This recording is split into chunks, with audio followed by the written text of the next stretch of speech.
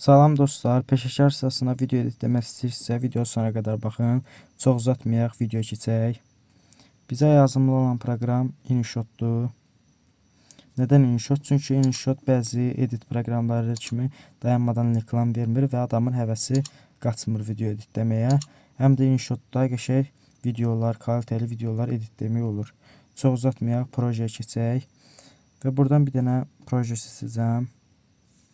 Və buradan videonun uzunluğunu TikTok üçün və Instagram, YouTube üçün edə bilərsiniz. Amma orijinal seçəcəm videonu göstərmək üçün. Editlər necə editləmək olar onu göstərmək üçün. Və videonun kalitəsini artırmağı indi göstərirəm. Effektlərə gəlirik və buradan ayarlamaya gəlirik. Buradan parlaqlığı 14-ə veririk. Kontrastını buradan 12-yə veririk. Bu hər videodan, hər şəkildən dəyişir. Yəni özünüz düzəldə bilərsiniz. Buradan dolğunluğu hardasa 11-ə veririk. Qıdılığı 50, kəskinliyi isə 100 yapırıq və videonun əvvəlki halı, indiki halı. İndi bunu mən böyük formada qoyacağam, baxa biləsiniz. Gördüyünüz kimi videonun kalitəsi həddindən artıq artdı. Və ikinci şeyə keçək. Videonun üstünə video getmək. Buradan pipə tıklayırıq.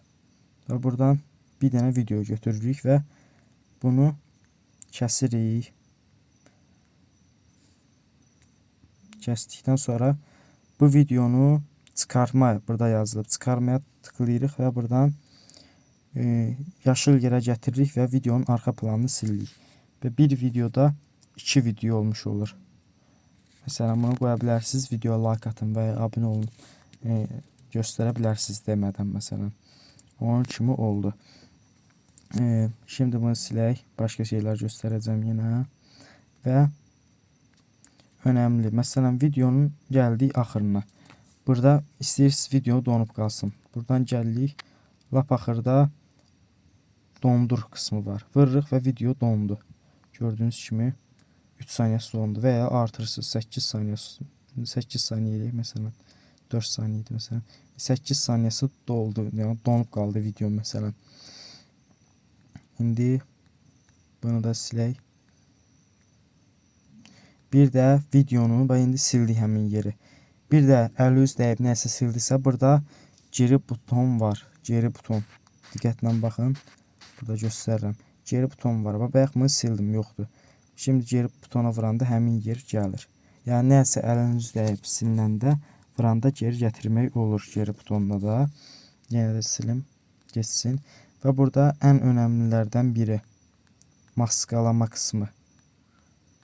Maskalama qismına gəlirik və maskalayırıq. Bu ikinci videonu ola bilər, birinci videonu ola bilər, fərq etmir.